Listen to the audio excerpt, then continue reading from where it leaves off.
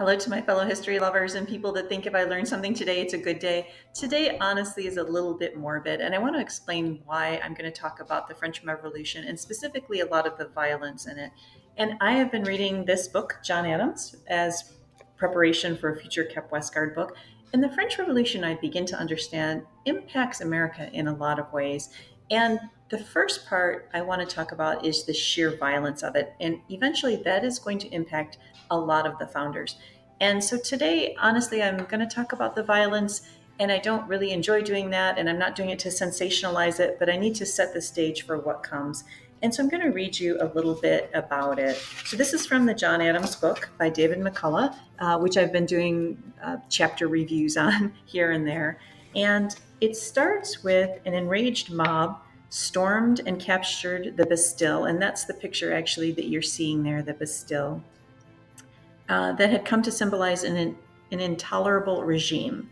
All of its prisoners, numbering just 7, and none of them political, had been set free, and the commander was beaten to death, decapitated, his dripping head carried through the streets on a pike, and in the days that followed, rampaging mobs take over the city, and one Paris official has his heart cut out, torn from his body, and brandished in a window of a hotel.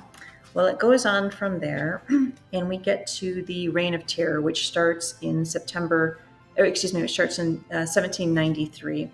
And I'll just read you a little bit about that. At Lyon, where the guillotine was thought too slow a means for dispensing with anti-revolutionaries, hundreds were mown down by cannon fire. And in Nantes, 2,000 people were herded onto barges, tied together, taken to the middle of the Loire, and drowned. So that included women, children, and men that were literally stripped of their clothing and tied together and drowned. So these were essentially mass executions.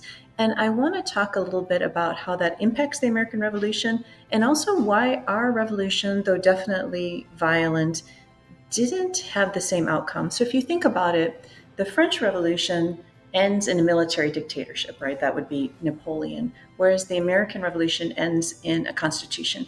And why did they take two different paths? And that's something we're going to explore a little bit in the next couple videos. So anyway, thanks for letting me share, and sorry to unload all that violence on you, but it was needed to set the stage. And I hope you have a good day, and I'll see you soon.